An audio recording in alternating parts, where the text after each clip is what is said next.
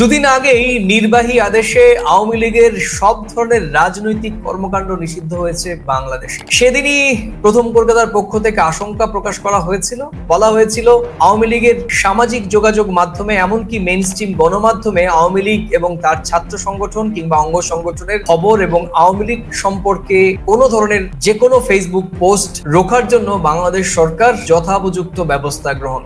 বাস্তবিক আমাদের আশঙ্কাই সত্যি হলো, আওয়ামী লীগ শুধু রাজনৈতিকভাবে সশরীরে নিষিদ্ধ হয়েছেন তা নয়, আওয়ামী লীগ কিন্তু এই মুহূর্তে দাঁড়িয়ে বিভিন্ন গণমাধ্যমে, সামাজিক যোগাযোগ মাধ্যমে, এমনকি বিভিন্ন মানুষ যখন আওয়ামী লীগকে নিয়ে কথা বলবে সে বিষয়ে কিন্তু প্রতিবাদ আসতে পারে এবং সেটি সরকারি হবে। আজকের আমাদের আলোচনার বিষয়ে যথারীতি প্রাসঙ্গিক প্রসঙ্গে আওয়ামী লীগ নিয়ে খবর প্রকাশ বা সোশ্যাল মিডিয়া লেখাও কি নিষেধ? প্রিয় দর্শক, আপনারা দেখছেন প্রথম কলকাতা এবং প্রথম কলকাতায় আজকে আমার প্রতিদিনকার মতো আলোচনার সঙ্গী প্রথম কলকাতার ডেপুটি এডিটর, সাংবাদিক, বিশ্লেষক পরমাশিস গোসাই। পরমাশিস, তুমি সবটাই শুনলে এবং আমরা দুদিন আগেই শেখ হাসিনা এবং তার রাজনৈতিক দলের ভবিষ্যৎ নিয়ে আমরা একটা এপিসোড করেছিলাম। সেই এপিসোডে প্রচুর মানুষ ইতিবাচক ভাবে সাড়া দিয়েছেন এবং তুমি জানো যখন ভিডিও বেশিরভাগ সংখ্যক দর্শকের মনোপযোগী হয় বা তাদের মন মতো হয় তখন সেই ভিডিওগুলোতে অনেক বেশি ইতিবাচক প্রতিক্রিয়া আসে। যখন আমাদের কোনো কন্টেন্ট তাদের মনের মতো হয় না তখন নেতিবাচক আমাদের দুজনকেই ব্যক্তিগত আক্রমণ করা হয়। যাই হোক, আমরা এই আক্রমণটাকে বৈচিত্র্যের মতো এবং বিনোদনটাকে বিনোদন হিসেবেই দেখবো। তুমি অবশ্যই এই মুহূর্তে দাঁড়িয়ে আমি সরাসরি প্রশ্ন করলাম যে সশরীরে আওয়ামী লীগ নিষিদ্ধ, এবার ভার্চুয়ালি মিডিয়ায় গণমাধ্যমে আওয়ামী লীগকে একেবারেই সরকারিভাবে নিষিদ্ধ করা হলো। তোমার মন্তব্য শোনার আগে ঠিক কিভাবে বিবিসির করা একটি রিপোর্ট আমি দর্শকদের দেব।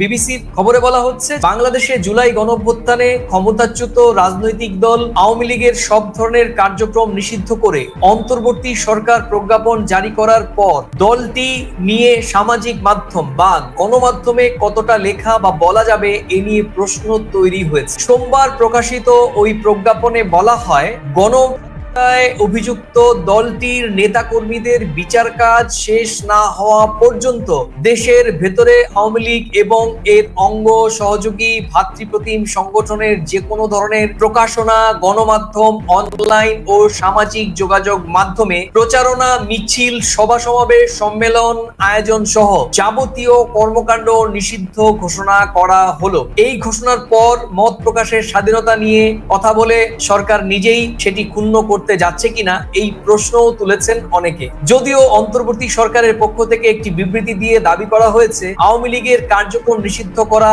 সংক্রান্ত প্রজ্ঞাপন অন্য কোন রাজনৈতিক দল বা মুক্ত মনের মানুষের মত প্রকাশের স্বাধীনতাকে ক্ষুণ্ণ করে না। তবে আইনজীবীরা বলছেন যে আইনের ক্ষমতা বলে আওয়ামী লীগকে নিষিদ্ধ করা হয়েছে সেটির পরিধি বিস্তৃত এবং কিছু বিষয় স্পষ্টভাবে ব্যাখ্যা করা নেই, ফলে আইনটির অপব্যবহার হতে পারে বলে আশঙ্কা করছেন তারা। এবার তুমি বলো, এটি বিবিসির করা প্রতিবেদন।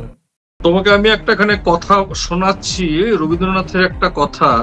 সেটা হচ্ছে, রবীন্দ্রনাথ একটা জায়গায় বলেছিলেন, কণ্ঠ আমার রুদ্ধ আজিকে বাঁশি সঙ্গীত হারা অমাবস্যার কারা, লুপ্ত করেছে আমার ভুবন দুঃস্বপনের তলে, তাই তো তোমায় সুধাই অশ্রু জলে, যাহারা তোমার বিষাইছে বায়ু নিভাইছে তব আলো, তুমি কি তাদের ক্ষমা করিয়াছ, তুমি কি ভেসেছ ভালো। গুরুদেব রবীন্দ্রনাথের এই কথা যদি অন্তঃসার বাংলাদেশের মানুষের মনে খুব অন্তরালে বাজতে থাকে, তাহলে এই প্রজ্ঞাপন কিন্তু আগামীর বাংলাদেশ আবার নতুন কিছু দেখতে যাবে। এটা আমার অভিমত বলো, আমার বিশ্লেষণ বলো, যাই বলো, বাংলাদেশের মানুষের গত 15 বছরে অধিকার ক্ষুণ্ণ হয়েছে। সেই অধিকার ক্ষুণ্ণর ফল, সেই অধিকার ক্ষুণ্ণ রিয়াকশন, সেই অধিকার ক্ষুণ্ণর মানবিক বিস্ফোরণ এই গণ অভ্যুত্থান। কিন্তু আওয়ামী লীগ ভালো না মন্দ, না ভুল, না চুরি করেছে, না ডাকাতি করেছে, না অধিকার খর্ব করেছে, সেটা বাংলাদেশের মানুষের হাতে ছেড়ে দেওয়া উচিত, যেটা বাংলাদেশের মানুষ কিন্তু গত 5ই আগস্ট করেছে। দেশটার সংস্কার হওয়া উচিত, কিন্তু কোনো কিছু যেন চাপিয়ে না দেওয়া হয়। বাংলাদেশের মানুষ যে একেবারে আবাল বৃদ্ধ বনিতা যে রাস্তায় নেমেছিল, নির্বাচনের দিন আবাল বৃদ্ধ বনিতা রাস্তায় নামুক, সামগ্রিকভাবে সার্বজনীনভাবে ভোটদানে অংশ হোক, মানুষ বুঝে নিক, মানুষ রায় দিক কে আগামীর বাংলাদেশ গড়বে, তখন সমস্ত নির্দেশনামা জারি হবে। অবশ্যই সংস্কারের ক্ষেত্রে কিছু নির্দেশনামা জারি হোক। আমি কিন্তু বারবার বলছি, আমাদের প্রথম কলকাতার পলিসি বাংলাদেশের নিরপরাধ বা সরল সাদাসিধে সেখানকার সে দেশের সাধারণ নাগরিক, কোন রাজনৈতিক দলের নাগরিক আমার দরকার নেই। যে কোনো দেশের রাজনৈতিক দল, সে ভারত হোক, সে পাকিস্তান হোক, সে বাংলাদেশ হোক, সে চীন হোক, সে যুক্তরাষ্ট্র হোক, যে ব্রিটেন হোক, ইংল্যান্ড হোক, সব দেশের রাজনীতির লোকেরা আছে। তারা কাদের জন্য কথা বল? সে দেশের সাধারণ নাগরিকের জন্য কথা বল। সেই নাগরিক অধিকার কোথাও ক্ষুণ্ণ হচ্ছে কিনা, সংস্কারের নামে কোনো জিনিস চাপিয়ে দেওয়া হচ্ছে কিনা, এই জিনিসগুলো কিন্তু পর্যবেক্ষণ করার দরকার। আজকে বাংলাদেশে যে ঘটনা ঘটেছে সেটা গোটা বিশ্ব নজর করেছে। আওয়ামী লীগ ভুল করেছে না ঠিক করেছে সেটা সবাই সেটা জানে, সেটা কিন্তু প্রকট হয়ে গেছে, পরিষ্কার হয়ে গেছে। সেই জায়গা থেকে দাঁড়িয়ে আবার কিছু যেন আলোচনার সমালোচনার জায়গায় বাংলাদেশ না আসে, সেটা কিন্তু বাংলাদেশের যারা এখন এই মুহূর্তে পরিচালনার দায়িত্বে রয়েছেন, যারা দেশকে নতুন গড়ার কাজ করছেন, তাদের এটা অত্যন্ত সচেতনভাবে ভাবতে হবে। আজকে এমন কিছু করব না যাতে করে আন্তর্জাতিক গণমাধ্যমগুলো আবার বাংলাদেশ সমালোচনায় উঠে আসে। এইটা কিন্তু আমাদের মাথায় রাখতে হবে। তাই তুমি খুবই সচেতন ভাবে বলছো এবং অত্যন্ত এই কথাটি খুব সিগনিফিকেন্ট। এই মুহূর্তে আমাদের দর্শক যারা দেখছেন, আপনারা হয়তো অনেকেই ভাবছেন যে আমরা এর বিরোধিতা করছি, কিন্তু সত্যিকার অর্থেই আপনারা যদি কেউ গভীরভাবে মনোযোগ দিয়ে শোনেন যে কোনো একটা আইন, যে কোনো একটা কিছু আজকে করা হলো, সেই আইনটা কিন্তু একটা প্রেসিডেন্স হিসেবে থাকে, সেই আইনটা কিন্তু দৃষ্টান্ত হিসেবে থাকবে। যেমন ৫ আগস্টের আগে ছাত্র শিবিরকে নিষিদ্ধ করা হয়েছিল, জামায়াত ইসলামকে নিষিদ্ধ করা হয়েছিল, সেই একটি প্রেসিডেন্স নির্বাহী আদেশের একটা প্রেসিডেন্স সরকার করেছিল এবং সেই প্রেসিডেন্সের মতোই কিন্তু আবার নতুন করে আওয়ামী লীগকেও একই রকম ভাবে নিষিদ্ধ করা হয়েছে। এবং আজকে যে শুধু আওয়ামী লীগকে নির্বাহী আদেশে প্রজ্ঞাপনে শুধুমাত্র সশরীরের রাজনৈতিক যে কর্মকাণ্ড নিষিদ্ধ করেছে তা নয়। আপনি ভাবুন যে আওয়ামী লীগকে কোনো সমাজ মাধ্যমে এবং আওয়ামী লীগের রাজনৈতিক প্রচার করার ক্ষেত্রে কোনো মেইনস্ট্রিম গণমাধ্যমও সে কোনোভাবে কোনো ধরনের ভূমিকা রাখতে পারবে না। এটি কোথাও গিয়ে গণতান্ত্রিক পরিবেশকে কোথাও গিয়ে সংকীর্ণ করে। অবশ্য আমি বলবো না যে আওয়ামী লীগ কোনো খারাপ কাজ করেনি, তার প্রায়শ্চিত্ত হওয়া উচিত নয়, কিন্তু প্রায়শ্চিত্ত তো আমার মনে হয় আওয়ামী লীগের প্রায়শ্চিত্ত ৫ আগস্টের মধ্য দিয়ে হয়েছে। যে দেশের পরপর ৩ বারের বিতর্কিত নির্বাচনের প্রধানমন্ত্রী হিসেবে তিনি বলেছেন যে আমি কোনোভাবেই দেশ ত্যাগ করবো না, দেশ থেকে পালাবো না, তাকেই দেশ থেকে পালাতে হয়েছিল এবং ভারতের আশ্রয় নিতে হয়েছিল।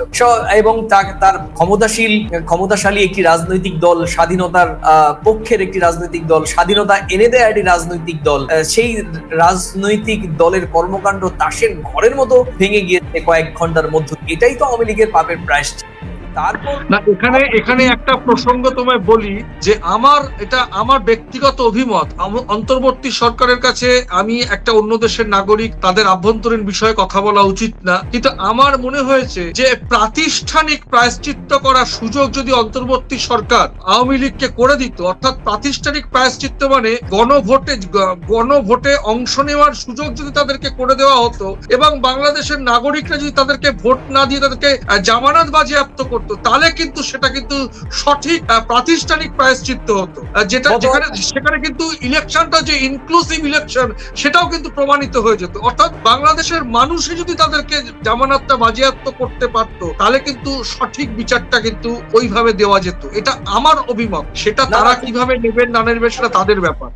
বাংলা একটা প্রবাদ আছে যে এক ঢিলে দুই পাখি। আমি বলবো এক ঢিলে দুই পাখি নয়, এক ঢিলে বহু পাখি মারা যেত যদি আওয়ামী লীগকে, আমরা কিন্তু আবার বলছি আমাদের বাংলাদেশের দর্শক অত্যন্ত সংবেদনশীল, আমাদের একটি কথার উপর ভিত্তি করে ১০০-র উপরে মন্তব্য লিখে ফেলবেন। আমি বলছি আওয়ামী লীগের বিচার সুনিশ্চিত করার ক্ষেত্রে প্রজ্ঞাপন আপনারা জারি করেছেন, সরকার জারি করেছে, সেটি সরকারের নিজস্ব সিদ্ধান্ত, সেটি হতে পারে। সরকার গণঅভ্যুত্থানের মধ্য দিয়ে সরকার হয়েছে, এটিও সাধারণ মানুষের প্রত্যাশাই ছিল, এটি এক ধরনের গণরায়। কিন্তু সারা পৃথিবীর কাছে কিন্তু এইটি অন্তর্বর্তীকালীন সরকার, এই জিনিসটাও ভোলা যাবে না। এই সরকারেরও কিন্তু একটি সীমাবদ্ধতা আছে, সাংবিধানিক সীমাবদ্ধতা আছে। এই সরকার কিন্তু সবকিছু করতে পারবে না। এক্ষেত্রে এই জায়গা থেকে দাঁড়িয়ে এই সরকারের ভূমিকাও প্রশ্নবিদ্ধ হবে। আগামীতে যে রাজনৈতিক দল যদি কখনো ভোট হয়, এসে কিন্তু এই সরকারকেও একই রকম ভাবে কাঠগড়ায় তুলতে পারে। আপনি যা দৃষ্টান্ত রেখে যাবেন, আপনাকে মনে রাখতে হবে এই দৃষ্টান্তের বেড়া জালে, এই জালে আপনি নিজের পায়ে নিজে না আবার কুড়োল মারেন। সেই আশঙ্কা থেকে থেকেও কিন্তু আপনাকে অনেক সিদ্ধান্ত নিতে হবে। এই ক্ষেত্রে তোমার সঙ্গে আমি একমত, তুমি যেটা বলছো যেটা আমি সিনপসিস করছি, তুমি বলতে চাইছো এবং তোমার সঙ্গে আমি 100% সহমত।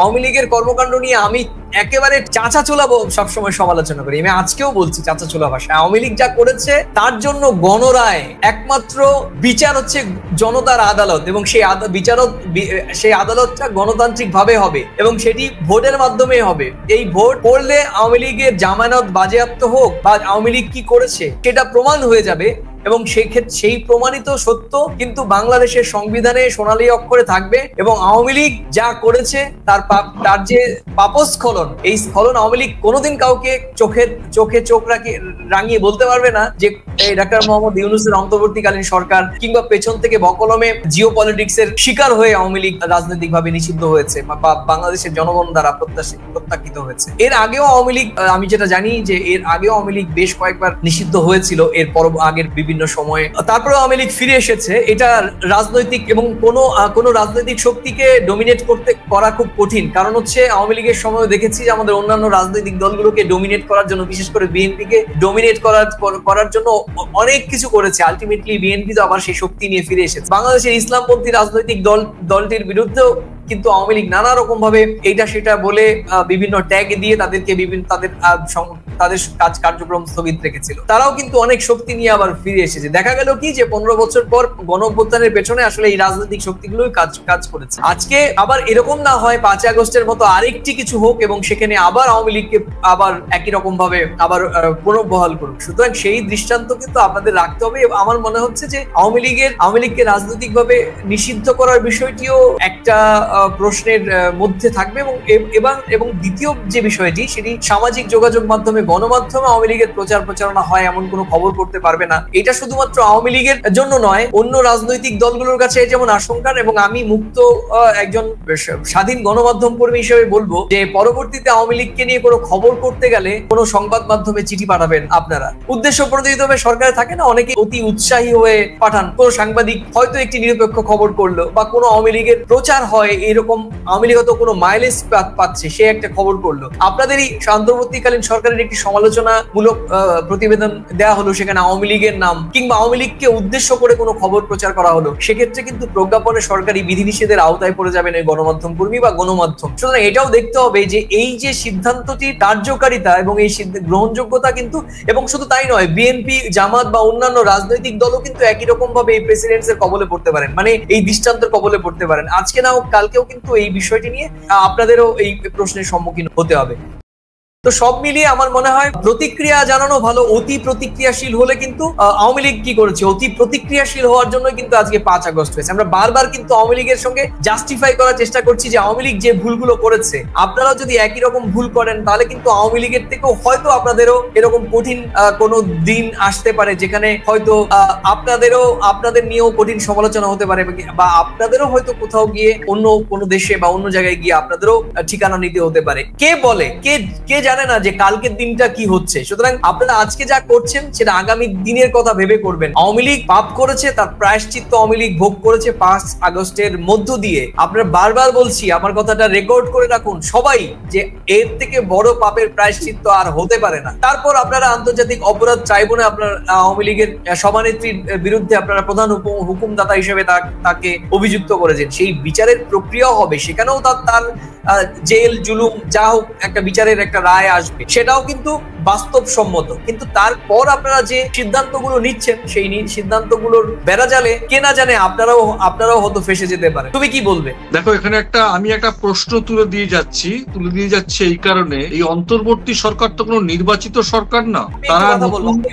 আমি একটু কথা বলবো। প্রিয় দর্শক, আপনারা দেখছেন প্রথম কলকাতা ভারত, বাংলাদেশ, পাকিস্তান এই উপমহাদেশের রাজনীতি নিয়ে কথা বলে। এবং আপনারা জানেন যে এই উপমহাদেশের অনেক রাষ্ট্রনায়ক রয়েছেন এবং অনেক রাজনীতিক রয়েছেন, অনেক বিচক্ষণ ব্যক্তিবর্গ রয়েছেন, এবং উপমহাদেশের কৃষ্টি, কালচার, উপমহাদেশের রাজনীতি, অনেক জলবায়ু, নানা বিষয় নিয়ে অনেক সমসাময়িক অনেক ঘটনা ঘটে। এই প্রত্যেক ঘটনায় কিন্তু প্রথম কলকাতার পর্দায় আপনারা নিয়মিত দেখেন, এবং আমি সুব্রত এবং আমার সঙ্গে পরমাশিস খোসরাই আমরা আমাদের যুক্তিযুক্ত ভাবে আমাদের বিশ্লেষণ কিন্তু এই ধরনের জার্নাল, বই, গবেষণা থেকে আমরা তুলে ধরি। এবং আমাদের এই ক্ষেত্রে আপনারাও ভারত বাংলাদেশের সম্পর্ক, ভারত পাকিস্তানের সম্পর্ক এবং উপমহাদেশের রাজনীতি এবং উপমহাদেশের জলবায়ু এবং যোগাযোগ ব্যবস্থা, ট্রানজিট, ট্রান্সশিপমেন্ট, এই সমস্ত নিয়েও কিন্তু আপনারা আমাদের বিভিন্ন ধরনের বই বাজারে রয়েছে এবং আমরা কিন্তু এই সমস্ত বইয়ের লিংক আমরা ডিসক্রিপশনে দিচ্ছি এবং একই সঙ্গে পপআপেও থাকবে।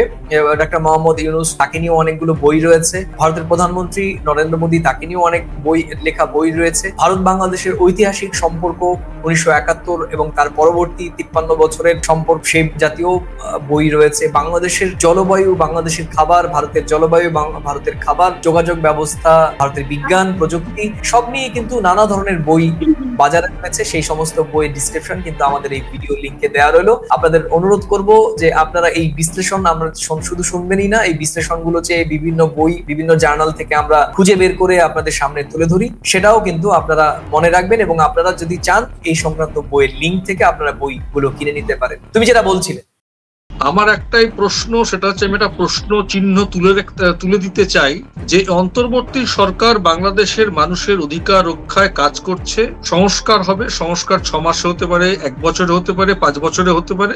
একটা সবকিছু সংস্কার করে সঠিক এবং সব মানুষের একেবারে সকলে যেন সঠিকভাবে নির্বাচনে অংশ নিতে পারে, ভোট দিতে পারে, সেই মাধ্যম দিয়ে একটা সরকার গঠন হোক। কিন্তু আমরা অতীত ইতিহাস যেটুকু জেনেছি যে বাংলাদেশের একটা কালচারের মধ্যেই রয়েছে, অনেককে অনেকবার এরকম নিষেধ করা হয়েছে, তারা আবার কিন্তু তার রাজনৈতিক ক্ষমতা বলে মানুষের সমর্থন নিয়ে আর তার পারিপার্শ্বিক লোকজনদেরকে নিয়ে তারা কিন্তু আবার কিন্তু সে রাজনীতির মাটিতে ফিরে এসেছে। তো এই নিষেধাজ্ঞার বিষয়টা আবার বুমেরাং হয়ে যদি তারা আবার রাজনীতিতে ফিরে আসে, তাহলে কিন্তু এই অন্তর্বর্তী সরকার বাংলাদেশের আবার সাধারণ মানুষের মনে কিন্তু প্রশ্ন তুলবে যে নিষেধাজ্ঞা না দিয়ে ভোটে যদি এরা হেরে ঘরে ঢুকে যেত, জামানত বাজেয়াপ্ত হতো বা নির্বাচনে হেরে যেত, তাদের কিন্তু ঘরে ঢুকে যাওয়ার জায়গাটা থাকে, তাহলে কিন্তু বাংলাদেশের সাধারণ মানুষ এই প্রশ্ন তুলতো না। মানে নিষেধটা কি আবার ফিরে আসার একটা নতুন করে সংকেত হয়ে দাঁড়াবে? এই প্রশ্ন চিহ্নের মুখে যেন অন্তর্বর্তী সরকার আগামী 10 বছর, আগামী 15 বছর বা আগামী 5 বছর পরে গিয়ে এই প্রশ্ন চিহ্নের মুখে যেন না পড়ে। এই জায়গাটায় কিন্তু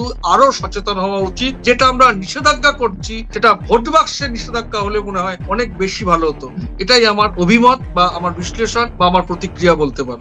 অনেক ধন্যবাদ পরমাশিস, তুমি প্রথম কলকাতা স্ক্রিন শেয়ার করে তোমার মূল্যবান বিশ্লেষণ বললে এবং তোমার বিশ্লেষণের সঙ্গে আমি অনেকটাই সহমত।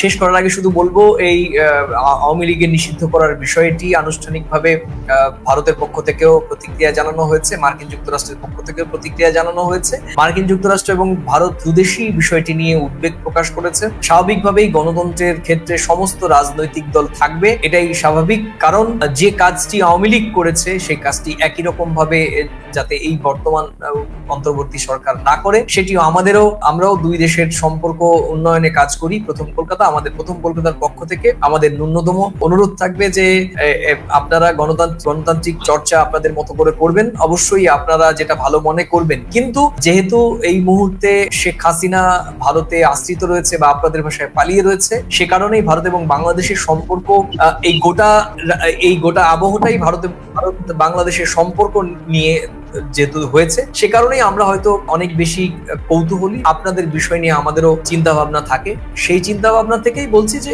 এমন দৃষ্টান্ত রেখে যান যে দৃষ্টান্ত পরের রাজনৈতিক দলগুলো সরকারে এসে আপনাদের দৃষ্টান্ত অনুযায়ী চলে। আপনারা সেই পথ বা পদচিহ্ন এঁকে দিন, এই পদচিহ্ন ধরে এগোলে সোনার বাংলাদেশ তৈরি হয়। বিগত সরকারগুলোর মতো করে এমন পদচিহ্ন, পেছনের দিকে যাওয়ার পদচিহ্ন আঁকবেন না যাতে আবার বাংলাদেশটা পেছনের দিকে যায়। বাংলাদেশ দীর্ঘজীবী হোক, সোনার বাংলাদেশ তৈরি হোক এবং একই সঙ্গে ভারত বাংলাদেশের সম্পর্ক সুনিবিড় হোক, এই প্রত্যাশা রেখে আজকের এই এপিসোড, আজকের এই পর্বের ইতি টানছি। ভালো থাকুন, সুস্থ থাকুন। পরমাশিস, তোমাকেও অনেক অনেক ধন্যবাদ এবং কৃতজ্ঞতা। নমস্কার।